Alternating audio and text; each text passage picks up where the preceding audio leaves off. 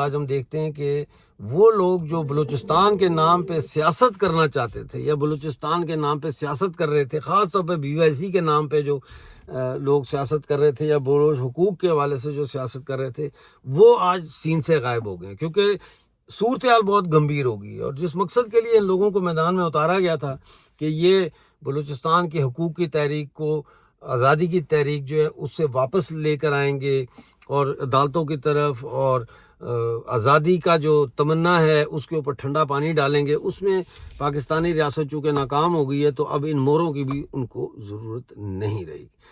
Hello and welcome to Balochistan news exclusive. میں ہوں doctor امجد ایوب مرزا۔ ناظرین، ہمارے پاس اس وقت جو تازہ ترین خبریں ہیں ان کا تعلق حملوں سے بھی ہے اور لاپتہ افراد سے بھی ہے۔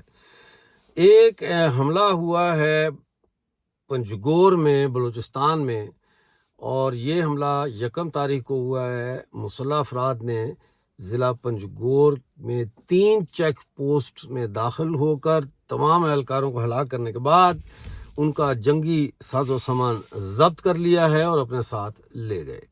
اس حملے میں کل 20 پاکستانی فوجیوں کی ہلاکت کی اطلاع ہے، یعنی یہ جو 3 چیک پوسٹوں پہ حملہ ہوا ہے اس میں 20 پاکستانی فوجی مارے گئے ہیں۔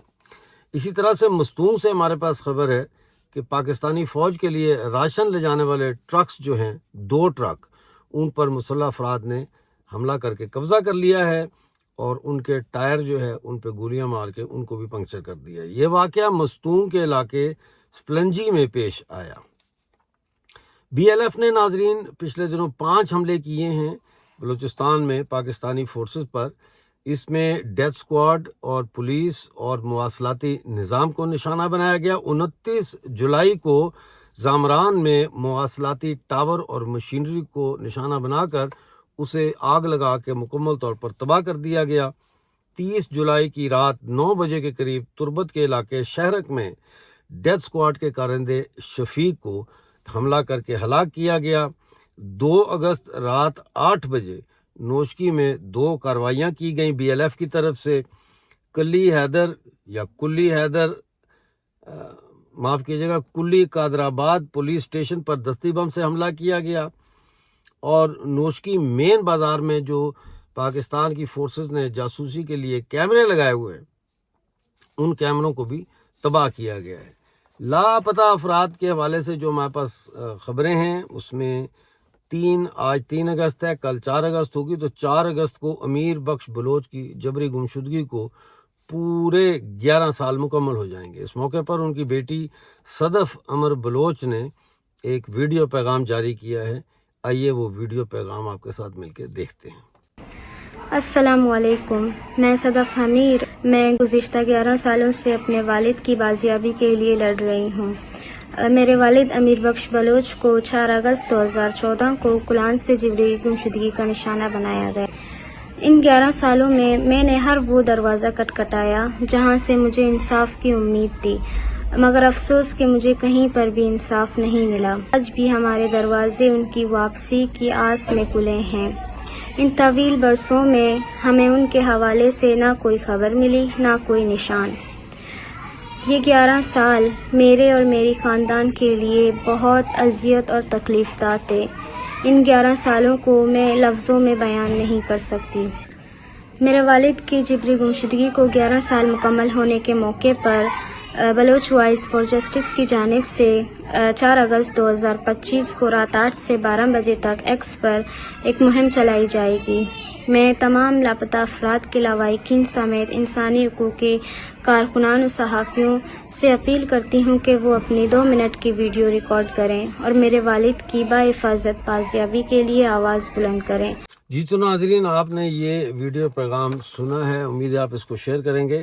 بارکھان سے ناظرین طالب علم ایک ہیں بلوچ، ان کو سرگودا یونیورسٹی سے حراست میں لینے کے بعد لاپتہ کر دیے۔ یہ ان کی تصویر ہے، نام ان کا ہے نصیب جان۔ ظاہر ہے طلبہ جو ہیں بلوچ پورے پاکستان میں ان پہ کریک ڈاؤن کیا جا رہا ہے۔ پچھلے دنوں قائد اعظم یونیورسٹی اسلام آباد کے جو اسٹوڈنٹس ہیں ان کے اوپر حملہ کیا گیا تھا۔ 23 اسٹوڈنٹس کے خلاف FIR کاٹی گئی اور 43 کو لاپتہ کیا گیا۔ اس کی ویڈیوز آپ دیکھ چکے ہیں میرے چینل پہ۔ کوئٹہ کے علاقے ناظرین کلی کمرانی سے محسن شاہوانی ولد دین محمد شاہوانی کو پاکستانی فورسز نے گھر میں گھس کر اغوا کیا اور نامعلوم مقام پر منتقل کر دیا ہے۔ آپ کو یاد ہوگا کہ چند روز پہلے بھی اسی علاقے سے 4 بلوچ اغوا کیے گئے تھے، جن میں شیرباز بنگلزئی بھی شامل تھے۔ پروم سے ایک مسخ شدہ لاش ملی ہے۔ یہ لاش کے بارے میں کہا جاتا ہے کہ یہ خاصی پرانی ہے۔ عنایت اللہ ولد خیر کے نام سے اس لاش کی شناخت ہوئی ہے۔ کچھ ماہ قبل ڈیتھ سکواڈ نے عنایت اللہ کو ان کے گھر سے اغوا کیا تھا۔ پنجگور میں ناظرین، پاکستانی فورسز کے ہاتھوں آپریشن کے دوران 2 کمسن بچوں کو حراست میں لیا گیا ہے اور ان کو جبری طور پر لاپتہ کر دیا ہے۔ یہ واقعہ 1 اگست کا ہے۔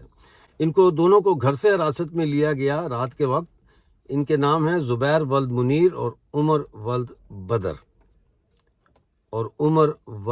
بدل۔ یہ اس وقت کی بلوچستان کی صورتحال ہے، اور بلوچستان کے حوالے سے جیسا میرے پچھلے پروگرام میں نے آپ کو بتایا کہ پورے بلوچستان میں 15 دن کے لیے دفعہ 144 نافذ کر دی گئی ہے، جو کہ انگریزوں کا قانون تھا۔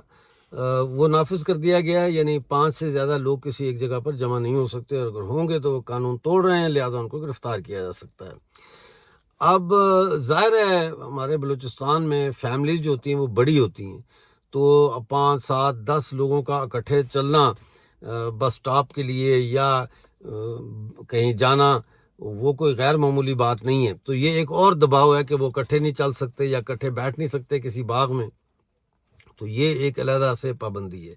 اس کے علاوہ آپ دیکھ رہے ہیں کہ کس طرح سے پورے پاکستان میں بلوچ طلباء کے اوپر جو ہے وہ کریک ڈاؤن کیا جا رہا ہے۔ قائد اعظم یونیورسٹی میں جو ہے وہ درجنوں بلوچ اسٹوڈنٹس کو اٹھایا گیا، وہاں سے وہ پروٹیسٹ کر رہے تھے کہ یہاں پہ کرپشن ہے یونیورسٹی میں، لیکن اس کے ساتھ ساتھ آپ جانتے ہیں کہ اسلام آباد میں BYC کا دھرنا بھی چل رہا ہے، آج اس کا 19واں دن ہے۔ لہٰذا ان حالات میں بہانہ بنا کے اسٹوڈنٹس کا کہ جی یہ BLA کے ساتھ ہیں اور یہ دہشت گرد ہیں، ان کے اوپر کریک ڈاؤن کیا گیا ہے۔ اب سرگودے سے بھی خبر آ رہی ہے کہ وہاں پہ بھی ایسے ہی ہوا ہے۔ ماضی میں ہمیں کراچی اور پنجاب یونیورسٹی سے بھی ایسی خبریں ملتی رہی ہیں۔